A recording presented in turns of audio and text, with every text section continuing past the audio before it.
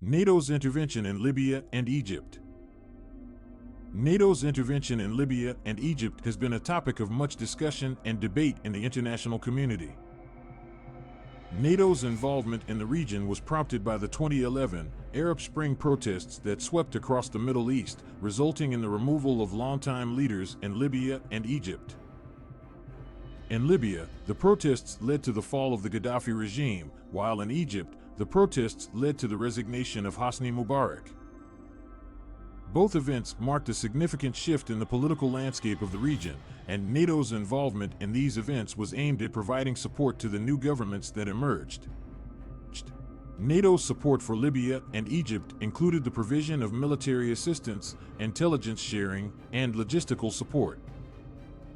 The organization played a key role in the establishment of a no-fly zone over Libya, which helped to prevent Gaddafi's forces from conducting airstrikes against civilian populations. Similarly, NATO provided logistical and technical support to the Egyptian military during the revolution, which helped to ensure the smooth transition of power in the country. Russia's reaction. Russia's reaction to NATO's involvement in Libya and Egypt was mixed. On the one hand, Russia was initially supportive of the interventions, viewing them as an opportunity to support democratic movements in the region and to promote stability.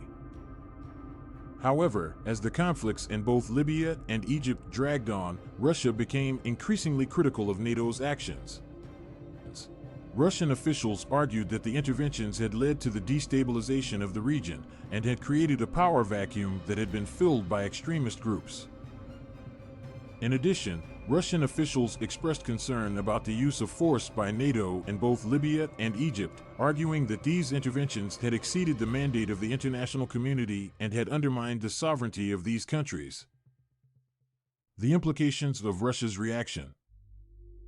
The implications of Russia's reaction to NATO's interventions in Libya and Egypt have been far-reaching.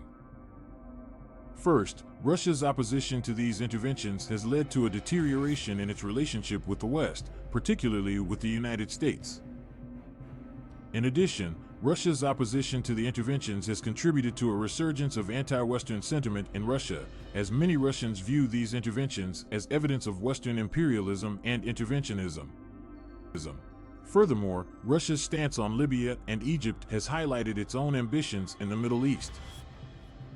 As the conflict in Syria has escalated in recent years, Russia has sought to expand its influence in the region, and its opposition to NATO's interventions in Libya and Egypt can be seen as part of this broader effort.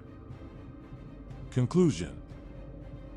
In conclusion, NATO's interventions in Libya and Egypt have had significant implications not only for the countries involved, but also for the broader international community.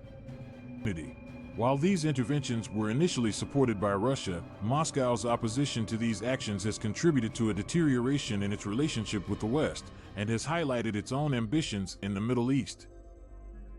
Moving forward, it will be important for the international community to engage in constructive dialogue with Russia regarding its concerns in order to promote greater stability and cooperation in this volatile region.